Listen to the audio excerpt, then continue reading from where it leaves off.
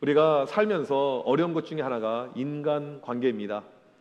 유명한 스타 이 강사가 있는데 이제 하루는 몸이 안 좋아서 병원에 가서 진단을 해봤는데 암이라는 것입니다. 그리고는 병원에서 수술을 해야 된다는 거예요. 수술 날짜를 잡고 드디어 병원에 입원하게 되었습니다. 약 4시간 후에 이제 마취를 하게 되고 수술을 하게 되었어요. 그 찰나에 협업하는 쪽에 한 이사님한테 전화가 걸려왔어요. 강사님 지금 빨리 추천서가 하나 필요하는데 좀 보내주세요. 이사님 죄송한데 제가 지금 병원에 있어서 수술 끝나고 보내드릴게요.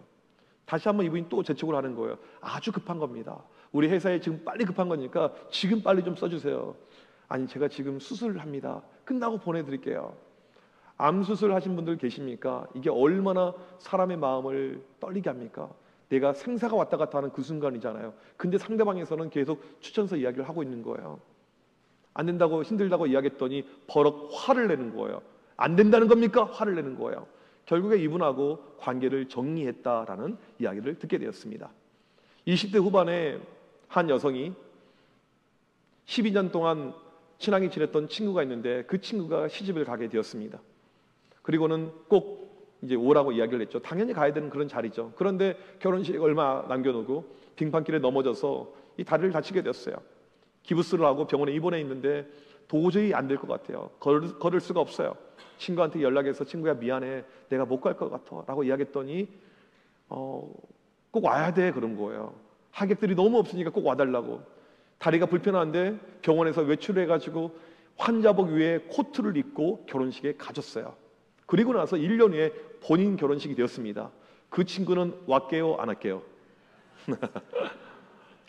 분명히 결혼한다고 이야기를 했어요. 그냥 친구가 아니에요. 아주 친한 친구입니다. 분명히 몇 달 전부터 결혼 날짜를 이야기해줬어요. 근데 그날 공교롭게도 임신한 상태로 태교 여행을 떠나버린 거예요. 근데 문제가 그것이 아니었고 나는 축의금을 이만큼 많이 했는데 친구를 통해서 받은 축의금이 이만큼밖에 안 된 거예요. 관계를 정리했다는 것입니다. 이런 일들이 우리 세상사에서 많이 일어날 것입니다. 다반사일 것입니다. 근데 문제는 무엇이냐면 교회 안에도 이런 인간관계에 문제가 있다는 것이죠. 세상에서는 그럴 수 있다고 치지만 교회 안에 이런 문제들이 얼마든지 일어난다는 것입니다. 실제로 보니까 교회를 떠나는 이유 중에 하나가 인간관계 문제다. 이것이 상당히 높아요. 특별히 청년들은 인간관계 문제가 교회를 떠나는 1등의 이유였습니다. 많이들 이 관계의 트러블로 교회까지 떠나게 되는 것입니다. 실제로 이 교회가 조금 어려운 부분이 있어요. 교회는 다양한 사람들이 존재합니다. 나랑 맞지 않은 사람들이 얼마든지 있어요. 그들과 함께 해야 된다는 것이 때론 부담이 될 수가 있어요.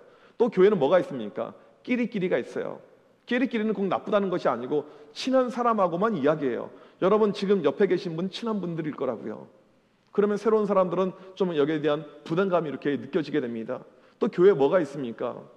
기득권이 있어요. 기득권도 나쁘다 이런 뜻이 아니고 청암교회에서 30년 넘게 다녔으면 무조건 기득권이에요. 20년도 제가 볼 때 기득권이에요. 우리 부모님이 여기 다녔으면 기득권이에요. 이게 나쁘다는 것이 아니고 새로운 사람들과 이질감을 느끼기 때문에 이게 불편함이 이렇게 있다는 것이죠. 이런 교회 안에도 관계의 어려움이 상당히 많이 있습니다. 사도 바울이 개척하고 성장시킨 빌립보 교회도 마찬가지였습니다. 이런 관계의 어려움이 있어요. 바울이 지금 빌립보서를 기록을 해서 이 성도들에게 보내주고 있는데 전에도 말씀드렸지만 이 당시 파피루스지에 편지를 쓰는 것은요 엄청난 돈이 들었습니다. 어마어마한 물질의 헌신이 있어야지 가능한 일이었어요. 왜 바울이 지금 이렇게 돈을 들여서 빌립보 성도들에게 편지를 쓰고 있는가? 다른 이유가 아닌 관계 문제 때문에 그렇습니다. 그냥 두면 관계가 회복이 안 되니까 관계 회복을 위해서 바울이 지금 편지를 쓰고 있다는 사실이죠. 빌립보 교회 안에는 끼리끼리가 있었고 파벌이 있었습니다. 교회 안에 관계가 틀어져 있었어요. 심각한 교회 문제였습니다. 바울은 이 빌립보 교회 문제 해결을 위해서 우리에게 솔루션을 줍니다. 문제 해결의 방법을 제시해 주고 있습니다. 5절 말씀 다 같이 한번 읽어보도록 하겠습니다. 시작. 너희 안에 이 마음을 품으라. 곧 그리스도 예수의 마음이니. 여러분 이 5절을 보게 되면 너희 안에, 너희는 문법적으로 복수형입니다. 빌립보 교회 성도들 전체를 이야기하는 내용이에요. 이 마음을 품으라. 여러분 이 마음이 어떤 마음일까요? 관련 본문이 빌립보서 4장 2절에 나와 있습니다. 같이 한번 읽겠습니다. 시작. 내가 유오디아를 권하고 순두계를 권하노니 주 안에서 같은 마음을 품으라. 빌립보 교회는 두 개의 파벌이 있었습니다. 유오디아파, 순두개파, 두 명의 여성의 리더십에 의해서 마음이 갈려져 있었어요. 이것을 하나로 만들 수 있는 방법은요, 같은 마음을 품는 것이었습니다. 그래서 같은 마음을 품어라. 교인들 가운데 갈등이 있을 때 해결하면요, 같은 마음을 품는 거예요. 여러분, 같은 마음을 품는 것은요, 생각보다 매우 어렵습니다. 우리나라 이 작은 땅덩이를 보세요. 정치권의 마음들이 항상 나눠져 있잖아요. 주님 오실 때까지 이 마음이 하나가 될 수 있을까요? 제가 볼 때는 불가능일 것 같아요. 뭐 정치권은 뒤로 하고요. 여러분, 가정을 보십시오. 한 마음이 됩니까? 부부간에 한 마음이 됩니까? 오늘 교회 오실 때 한바탕 하고 오신 분들 계시죠? 이렇게 웃는 분들 계시니까 있는 것 같아요. 네, 이게 참 어려워요. 부부간에 한 이불을 덮고 살아도 한 마음이 되는 것이 상당히 어렵습니다. 어떤 이 부부간의 대화의 내용을 한번 보여드릴게요. 카톡을 보시게 되면 이렇게 대화가 나와 있습니다. 로또 같은 내 남편, 왜 로또야? 너에게 행운을 가져다 줘서 날 만난 게 로또 당첨 같다는 뜻? 아내의 답변이 나옵니다. 다음 하면 더럽게 안 맞아서. 얼마나 안 맞으면 로또 같은 내 남편. 마음이 안 맞다는 거예요. 가족들, 식구들 간에도 하나가 되는 것, 한 마음이 참 어렵다는 것입니다. 바울은 빌립보 교회가 같은 마음을 가지려면, 틀어진 관계를 회복하려면 지금 필요한 것은 한 마음을 품는 거라고 이야기합니다. 그렇다면 이들이 가져야 될 한 마음, 이것이 무엇을 의미한가? 같은 마음은 무엇인가? 곧 그리스도 예수의 마음이라고 이야기를 하고 있습니다. 그러니까 교인들 안에 예수님의 마음으로 하나가 되게 되면 교회의 갈등이 사라진다는 것입니다. 문제가 사라진다는 것입니다. 오늘 본문에서 키워드는 바로 저 마음이에요. 그리스도 예수의 마음입니다. 그렇다면 그리스도 예수의 마음이 과연 무엇을 의미한가? 이 내용을 알 필요가 있습니다. 오늘 6절에서 8절까지 그리스도 예수의 마음에 대해서 설명을 해주고 있습니다. 6절을 같이 한번 읽도록 하겠습니다. 시작. 그는 근본 하나님의 본체시나 하나님과 동등됨을 취할 것으로 여기지 아니하시고. 이 6절 말씀이 생각보다 번역이 어려운 내용입니다. 신학적으로 매우 중요한 부분이어서 이걸 잘못 해석하게 되면요, 이단이 될 수가 있어요. 예수님은 하나님의 본체라고 이야기하는데 이 본체의 의미가 상당히 어렵습니다. 헬라어로는 모르페라는 단어인데 한글 성경, 영어 성경 너무나도 번역이 달라요. 무조건 영어 성경이 좋은 것도 아니에요. 이건 이 원래 의미를 잘 우리가 알 필요가 있는데, 제가 여러 가지 해석을 보다가 신학적으로 가장 건강한 해석은 이 모르페라는 단어를 본질로 보는 것이 맞다, 저는 그렇게 생각합니다. 영어로 말하면 에센스라는 뜻이죠. 최초의 실제, 실존 그 자체를 의미한다는 것입니다. 그러니까 예수님은 본질적으로 하나님이라는 것입니다. 하나님의 형체가 있고 하나님의 형상이 있는 것이 아니고 본질 그 자체가 하나님이란 거예요. 99%가 아니고 100% 하나님이 예수님이라는 사실이죠. 그런데 하나님과 동등됨을 취하지 여기지 않으셨다. 동등하다, 헬라어로 이소스인데 화학적 성품과 중량이 동일하다는 거예요. 100% 하나님인데 그 하나님됨을 취하지 않았다는 것입니다. 그리고 인간이 되셨다. 이것을 인카네이션, 성육신이라고 이야기를 합니다. 7절 말씀을 같이 한번 읽어보도록 하겠습니다. 시작. 오히려 자기를 비워 종의 형체를 가지사 사람들과 같이 계셨고. 7절에 보게 되면 자기를 비웠다라고 이야기합니다. 비우다, 케노라는 단어인데 버렸다라는 거예요. 예수님은 인간이 되시면서 하나님의 가지고 있는 그 속성들, 전지전능하시고 어디나 계시는 편지하신 그 놀라운 하나님의 신성을 다 버렸다는 것입니다. 쉽게 말하면 자기의 권리를 포기한 거예요. 하나님으로서의 모든 권리를 포기했다는 뜻입니다. 종의 형체를 가졌다. 예수님은 하나님으로서 모든 권리와 능력을 버리고 종의 형체를 가졌다는 것입니다. 6절에서 말하고 있는 이 종의 형체라는 단어가 바로 모르페입니다. 전에 이야기했던 이 6절에서 말하고 있는 하나님의 본체, 모르페, 같은 말이에요. 7절의 형체와 이 6절의 본체는 같은 단어입니다. 무엇을 의미합니까? 하나님의 본체가 종의 본체가 되었다는 거예요. 하나님의 본질이 종의 본질이 되었다라는 것을 이야기합니다. 그러니까 종인 신용, 사람이 신용한 것이 아니고 바로 종이 되셨다는 것을 의미하는 것입니다. 과거의 사극을 보게 되면 이 조선시대 때 왕이 자명을 떠날 때가 있어요. 민심을 살피기 위해서, 백성들이 어떠한 모습 가운데 있는지 알기 위해서 일반 양반들이 있는 옷을 입고 갑니다. 그리고는 같이 이 주막에서 술잔을 딸면서 백성들에게 물어보죠. 왕 요즘 이상하지 않냐고, 좀 이상한 것 같지 않냐고. 그러면서 민심을 막 파갑니다. 이 사람들은 이제 누군지도 모르고 편하게 지내다가 어떤 이슈 가지고 논쟁이 붙게 돼요. 그러다가 왕을 확 미칩니다. 그 순간에 누가 등장합니까? 갑자기 이 검객들이 확 등장해요. 칼을 딱 내밉니다. 감히 누구 안전이라고 하면서 딱. 이건 우리 김민수 선생님이 해야 되는데 제가 연기가 부족해서 딱. 그 순간에 괜찮아. 칼 치워. 이게 이제 왕이 왕 아닌 척 한 거잖아요. 왕이 아닌 척, 평민인 척 하는 거죠. 이것만 해도 상당히 대단합니다. 그런데 예수님은 그것이 아니고 본질 자체, 본체 자체가 바뀌셨다. 하나님의 모르페가 사람의 모르페가 되었다. 그냥 사람이 아닌 노예의 모르페가 되었다라고 이야기를 하는 것입니다. 8절을 같이 한번 읽어보도록 하겠습니다. 시작. 사람의 모양으로 나타나사 자기를 낮추시고 죽기까지 복종하셨으니 곧 십자가에 죽으심이라. 사람이 되신 모습을 우리에게 구체적으로 설명합니다. 자기를 낮추셨다. 보통 우리는 높아지길 원합니다. 승진하고 위로 올라가길 원하죠. 그런데 예수님은 반대로 가셨어요.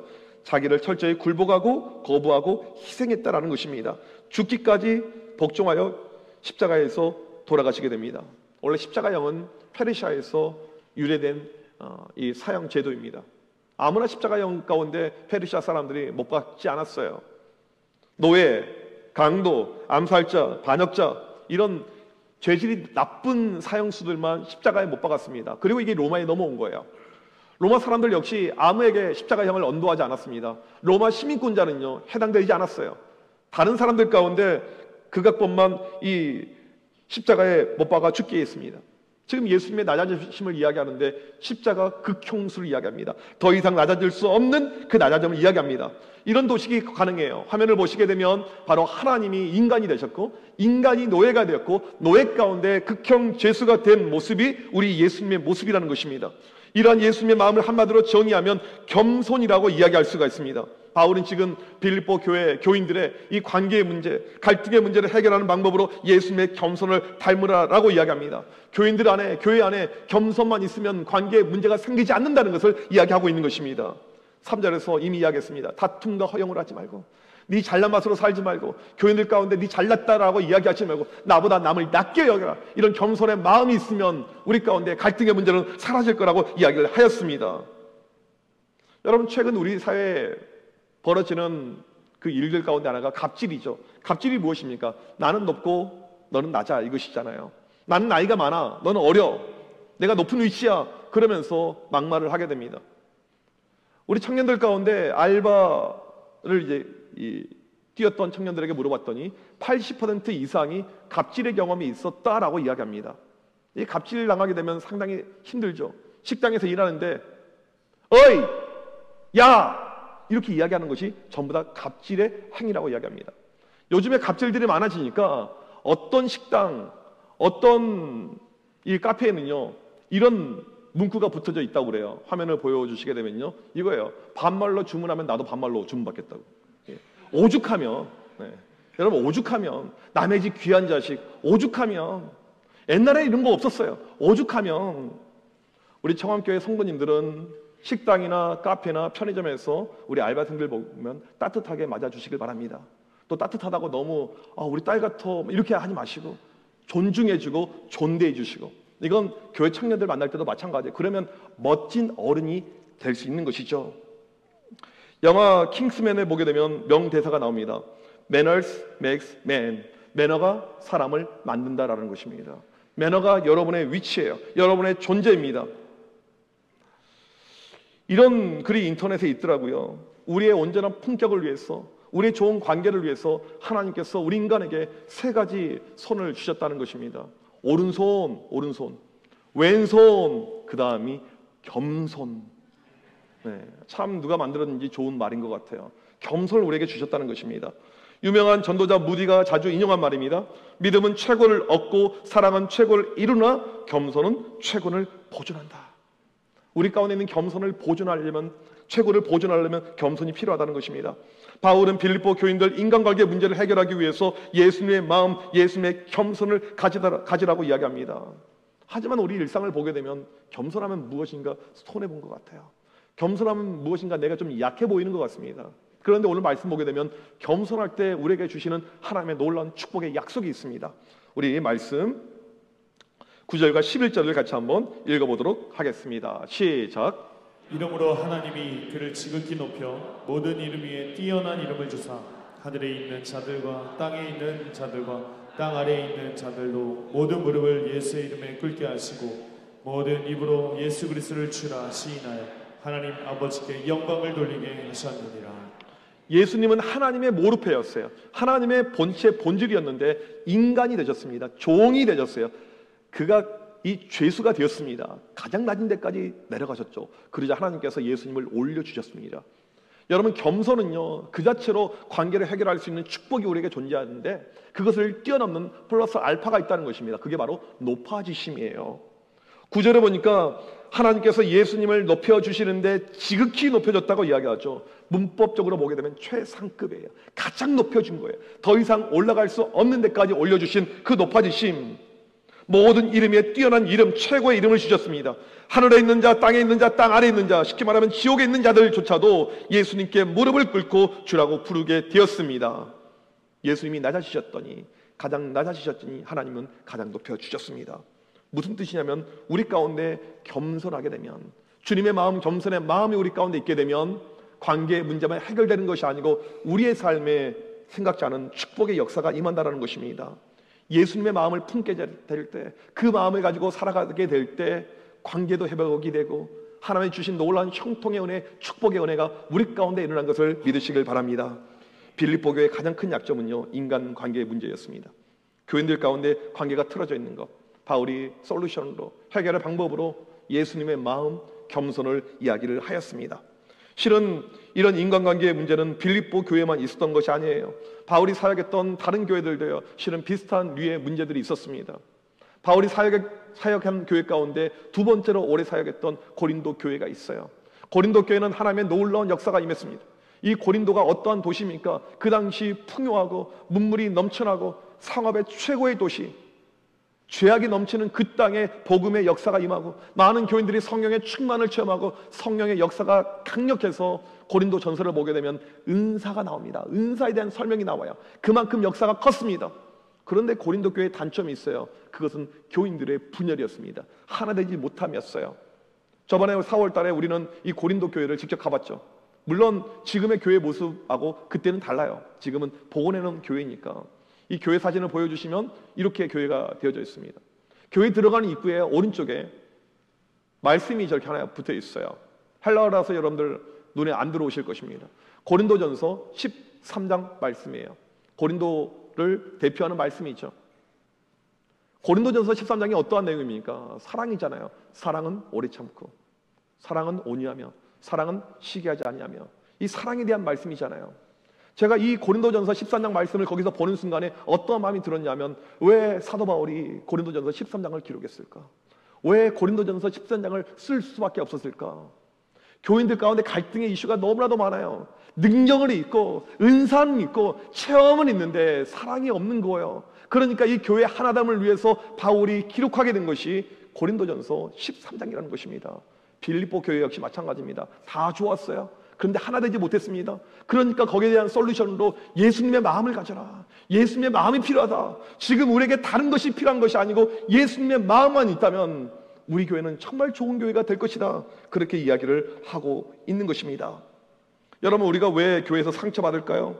때로는 아무것도 아닌 것이 아무 일이 되어서 서로 가운데 어려움을 주고 있을까요? 왜 교인들 가운데 비교의식이 있을까요? 왜 텃세가 존재할까요? 끼리끼리가 있으면서 새로운 사람들이 적응하지 못할까요? 관계 문제로 인해서 나는 친한 사람하고만 살고 그 사람하고만 대화하면서 가고 있을까요? 우린 자꾸 남 탓을 하게 되는데요, 실은 문제는요, 전부 다 우리 가운데 있는 것입니다. 내 안에 있는 거예요. 우리가 예수님의 마음을 갖게 된다면, 품게 된다면 그 문제가 아닌 것이죠. 전에는 이 사람이 문제였고 저 사람이 문제였고 그 사람을 볼 때마다 짜증이 났지만 예수님의 마음이 우리 가운데 들어가는 그 순간에 그 사람의 얼굴이 보이지 않아요. 예수님의 모습만 보이게 된다는 사실입니다. 유기성 목사님이 이런 고민을 했어요. 왜 교인들이 바뀌지 않을까? 예배 때 보게 되면 그렇게 열심히 찬양하고 기도하는 교인들이 왜 관계의 문제를 힘들어할까? 사람들은 문제가 옆에 사람에게 있다고 생각해요. 저 사람하고 상종하기 안다고 이야기를 합니다. 그런데 문제는 나에게 있다는 것입니다. 그래서 이 목사님께서 예수님과 동행하는 삶에 대해서 교인들에게 도전을 줍니다. 교인들을 데리고 예수님만 바라보는 훈련을 하는 거예요. 우리 24시간 예수님만 바라봅시다. 다른 거 바라보지 않고, 사람 바라보지 않고, 사람의 소리 듣지 않고 예수님만 바라보는 훈련을 합시다. 실은 이런 훈련은요, 신앙의 선조들이 했던 훈련이에요. 어거스틴, 존 웨슬리, 조나단 에드워즈, 데이빗 브레이드, 이런 분들이 했던 것입니다. 영성 일기를 쓰면서, 매일 일기를 쓰면서 예수님을 바라보는 훈련을 하는 거예요. 내가 오늘 또 예수님을 바라봅니다. 예수님의 마음이 내 가운데 있길 원합니다. 계속해서 이 훈련을 하는 가운데 교인들에게 놀라운 변화가 일어난 거예요. 그렇게 안 바뀌었던 교인들이 바뀌게 됩니다. 교회에서 트러블 메이커 집사님이 있어요. 그분이 목장에 들어가면 목장이 깨집니다. 그분이 어디 들어가면 다 깨지는 거예요. 정말 성격이 고약해요. 그런데 이 사람이 변화가 되어서 피스메이커가 된 거예요. 어떤 권사님은 남편에 대한 불평이 상당히 많아요. 우리 집안의 문제는 남편이 빨리 하나님께서 데려가 버리면 좋겠습니다. 막 그렇게 이야기를 하는 거예요. 실제로 있어요. 우리 교회도 있을걸요? 몰라요, 저는요. 그럴 수 있죠. 그런데 남편이 가정에 문제의 화두라고 생각을 했는데 본인 안에 예수님의 마음이 들어가니까 가정 안에 생각지 않은 평안이 찾아오더라는 것입니다. 우리 안에 갈등의 문제 해결하면요, 예수님 마음밖에 없는 것을 믿으시길 바랍니다. 예수님의 온유하고 예수님의 겸손한 그 마음을 닮아갈 때, 실천할 때 놀라운 변화와 역사가 일어난다는 사실입니다. 유명한 기독교 소설이죠. 찰스 셸던의 예수님이라면 어떻게 하실까? 이 책 보신 분들 많이 계실 거예요. 이 책을 보게 되면 하루는 교회에 어떤 거린이 찾아옵니다. 아무도 신경 쓰지 않아요. 대꾸도 하지 않습니다. 그 다음날이 되었는데 이 거린이 교회 앞에 쓰러져 있는 거예요. 교회 앞에 사람들 왔다 갔다 하는데 얼마나 보기 싫어요. 깨웁니다. 일어나세요. 딴 데 가서 주무세요. 보니까 죽어 있는 거예요. 아무도 신경 쓰지 않았더니 이 사람이 죽어 있는 거예요. 맥스웰 목사님이 충격을 받습니다. 그리고는 자기 안에 이런 질문이 생겨요. 예수님이라면 과연 이 사람에 대해서 어떻게 행동했을까? 예수님이라면 어떻게 행동했을까? 수많은 교인들이 저 거린을 봤는데 아무도 대처하지 않았던 거예요. 그리고 교인들에게 도전합니다. 우리 앞으로 1년 동안 모든 행동을 할 때 예수님이라면 어떻게 하실까? 그 질문을 하면서 우리가 행동합시다 라고 교인들에게 도전을 줬어요. 그리고 나서는 교인들 가운데 변화가 일어납니다. 이 교회에 유명한 신문사 사장이 있었어요. 신문이 잘 팔리려면 자극적인 기사가 있어야 되는데 기사를 쓸 때마다 예수님이라면 이 기사를 좋아하실까? 기사를 빼버리는 거예요. 광고가 가장 많이 붙는 날은 일요일입니다. 일요일 신문을 빼버리는 거예요. 교회 안에 유명한 오페라 가수가 있습니다. 전국구 스타예요. 그런데 불쌍한 사람, 어려운 사람들을 바라보면서 내가 저들에게 노래를 불러줘야겠다. 마음이 바뀝니다. 그리고는 복음성가 CCM 가수가 되게 되었어요. 교회 안에 많은 유산을 상속받은 상속녀가 있었습니다. 이 돈을 가지고 자기 여생 평안히 살 수가 있는데 그것을 가지고 어려운 사람들을 위한 센터를 만듭니다. 거기에 도네이션을 하게 돼요. 여러분, 이 모든 내용은요, 소설입니다. 소설이에요. 하지만 우리에게 시사하는 바가 매우 크죠. 예수님이라면 어떻게 하실까? 예수님의 마음이 우리에게 찾아오게 되면요, 갈등의 문제만 해결되는 것이 아니고요, 삶의 놀라운 파장들이 발생하는 것을 알 수가 있습니다. 이 시대 보게 되면 우리의 문제 중에 하나가 이기심이 너무나도 많아요. 개인주의로 가고 있습니다. 이 사회의 특징이에요. 특별히 우리 아이들 보게 되면 가정마다 아이들이 적습니다. 1명, 2명 귀하고 소중한 아이들이에요. 그러니까 자연스럽게 우리가 그렇게 의도하지 않았지만 이 아이들이 자라면서 이기적인 마음이 상당히 큽니다. 조금만 그러면 틀어져요. 싫으면 교회도 옮겨버립니다. 그런 모습이 얼마나 많은지 몰라요. 특별히 청년들 교회를 옮기는 1등 이유가 바로 관계 문제라고 이야기했잖아요. 요즘에 이 아이들 몰아볼 때 가장 큰 어려움이 무엇이냐면 이 아이들 사회성을 잘 가질 수 있을까? 이 아이들 관계를 잘 형성할 수 있을까? 이것이 지금 가장 중요한 부분이라고 합니다. 지난주에 어떤 선교사님한테 연락이 왔어요. 목사님, 청암교회 어떤 이 청년이 저한테 헌금을 보내줬습니다. 이 연락이었어요. 그래요? 참 잘했네요. 근데 목사님, 헌금 액수가 좀 커요. 그래요? 얼마 많이 보냈나 보죠? 몇십만 원 단위가 아니고 그 이상의 단위를 보낸 거예요. 그리고 알고 봤더니 이 친구가 첫 월급을 받고 이것을 선교사님한테 보낸 거예요. 너무나도 이제 귀하고 참 특별한 이 모습이죠. 그리고 나서 이틀 후에 또 다른 선교사님한테 연락 왔어요. 목사님, 청암교회 어떤 형제가 저한테 성경금을 보냈습니다. 좋죠. 그리고 보니까 똑같은 형제예요. 자기가 첫 번째 받은 이 월급을 선교사님들께 다 보내버린 거예요. 제가 그 친구를 잘 알거든요. 육체 노동하는 친구입니다. 몸쓰는 일을 하는 거예요. 여러분 20대 친구들이 돈을 버는 것이 얼마나 힘듭니까? 어렵습니까? 시원한 데에서 알바하는 것도 힘든데 육체 노동, 땀을 흘리면서 벌어들인 힘든 돈을 선교사님께 다 흘려보낸 거예요. 이게 일반적인 모습은 아니죠. 이 시대 보게 되면 이기심이 팽배합니다. 교회 안에서도 갈등이 팽배합니다. 나만 바라봅니다. 이런 모습이 많이 있는데 왜 이 친구는 이런 모습이 있었을까? 이런 생각이 들더라고요. 부모님이 시켰을까? 아니에요. 저한테 이런 말도 아무 코멘트도 없었어요. 스스로 본인 안에 예수님의 마음이 찾아오니까 어떻게 하면 좋은 관계로, 어떻게 하면 하나가 되고, 어떻게 하면 힘든 사람을 돕고, 그렇게 흘러갔던 이 형제의 마음을 볼 수가 있었습니다. 여러분 이번 한 주를 살아갈 때 우리에게 필요한 것이 무엇일까요? 예수님의 마음을 품는 것입니다. 여러분 이번 한 주의 삶의 목표는요, 다른 데 있지 않아요. 예수님의 마음을 갖는 것입니다. 내 안에 예수님의 마음을 달라고 기도하는 것입니다. 거기에 집중하게 될 때 여러분 놀라운 일들이 발생할 것입니다. 관계가 회복이 되고요, 하나님께서 우리에게 주신 생각지 않은 축복의 역사가 일어날 줄 믿습니다. 예수님 마음을 품는 우리 모두가 되시길 주님의 이름으로 간절히 축복합니다. 우리 시간 자리에서 일어나셔서 함께 찬양하길 원합니다. 우리에게 필요한 이름이 무엇입니까? 예수의 이름밖에 없어요. 예수의 이름, 능력의 이름 우리가 품고 나갈 때 예수님의 마음을 통한 놀라운 역사가 우리의 삶에 일어날 줄 믿습니다. 같이 찬양하겠습니다.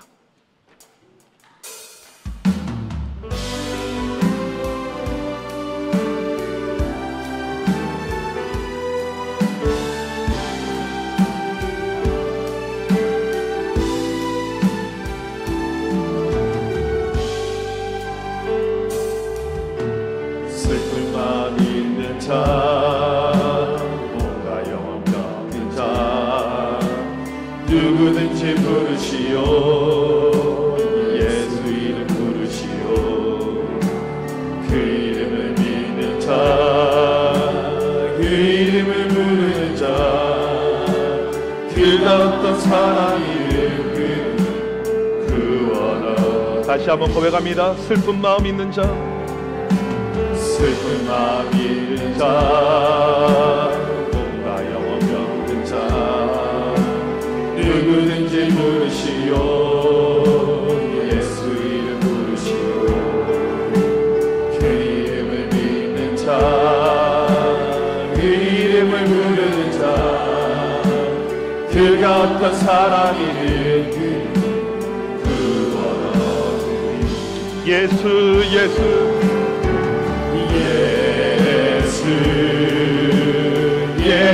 예수, 오 능력의 그 이름 예수, 나 외쳐 부르네.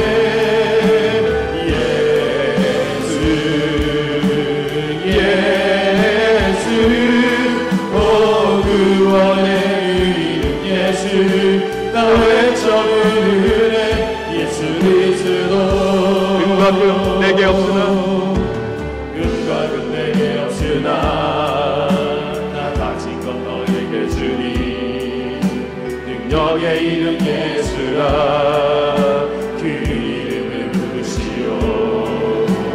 그 이름을 믿는 자, 그 이름을 외치는 자, 그가 어떤 사랑이 그는 주의 영광 보리라.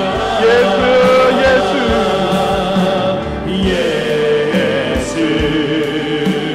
예수, 오 능력의 그 이름 예수, 나 외쳐 부르네. 예수,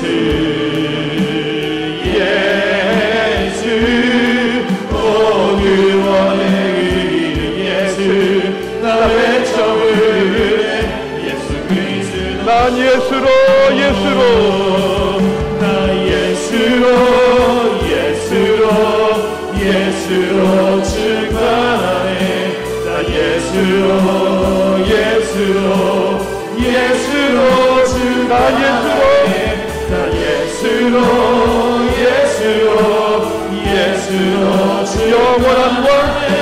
영원한 내 안에 살아계신 나 예수로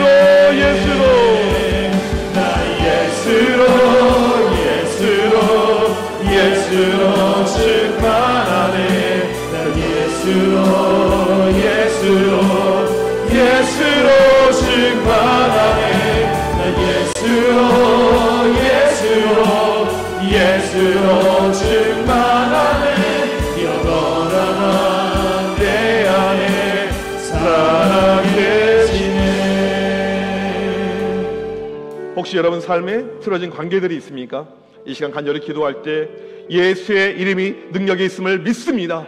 하나님, 내 안에 예수님의 마음을 주시옵소서. 예수로 충만한 인생 되게 하여 주옵소서. 예수님의 마음을 품고 나갈 때 모든 관계 문제들 해결될 줄 믿습니다. 매일 예수로 충만한 인생 되어서 삶의 놀라운 은혜와 축복을 경험할 수 있도록 주여 역사하여 주시옵소서. 우리 지금 주여 한번 외치고 간절히 기도합니다. 주여. 하나님 아버지, 이 시간 간절히 기도합니다. 예수로 충만한 인생 되게 하여 주옵소서. 예수님의 마음을 갖게 하여 주옵소서. 하나님, 우리의 모든 관계의 문제가 다른 데 자꾸 나에게서 주여 예수의 마음을 갖게 하여 주옵소서. 주님의 마음을 갖게 하여 주옵소서. 주여 하나님, 우리의 삶을 다른 데 있지 않고 예수님의 마음에 있게 하여 주옵소서. 주님의 마음을 품게 하여 주옵소서. 주여 아버지여, 주여 아버지, 주님의 마음에 놀라신 역사 우리 가운데 넘쳐나게 하여 주옵소서. 예수로 충만한 인생 되게 하여 주옵소서. 하나님 아버지, 어떠한 순간 어떠한 일이 있더라도 예수의 마음을 품고 달려나가는 놀라운 역사가 나타나게 하여 주옵소서. 간절히 기도합니다. 하나님, 매 순간마다 예수의 마음의 역사가, 예수의 충만한 역사가 우리의 삶에 넘쳐나게 하여 주옵소서. 관계 해결이 되게 하여 주옵소서. 삶의 모든 문제가 사라지게 하여 주옵소서. 놀라운 축복의 역사가 나타나게 하여 주옵소서. 주여 예수의 마음, 주여 주님의 마음, 주여 그 마음을 가지고 살아가는 우리 모두가 되게 하여 주옵소서. 하나님, 매 순간 주님의 마음을 알아가지고 주님의 마음을 알아가지고 그 주님의 하나님의 기쁨이 되는 인생 예수로 충만한 주님 앞에 언제나 못 살려나가지고 복된 인생, 거룩한 인생 하나님 역사하는 오직 그분을 복된 주여 축복하여 주시옵소서. 하나님, 우리 인생살이 안에 관계의 어려움이 찾아올 때가 있음을 고백합니다. 바로 그 순간에 너희 안에 이 마음을 품으라 곧 그리스도 예수의 마음이니 예수님의 마음을 품게 하여 주시옵소서. 오직 예수님을 외치게 하여 주시옵소서. 예수님의 마음을 갖고 나갈 때 놀라운 관계 회복의 역사가 일어날 줄 믿습니다. 우리 가정과 직장과 교회 모든 관계 회복을 허락하여 주시며 놀라운 축복의 은혜를 우리 가운데 허락하여 주시옵소서. 지금은 우리 주 예수 그리스도의 크신 은혜와 하나님 아버지의 무한하신 사랑하심과 성령님의 위로 감동 감화하심이 오직 예수님의 마음을 품길 원하는 주의 모든 백성들 머리머리 위에 지금부터 영원토록 함께 있을지어다. 아멘.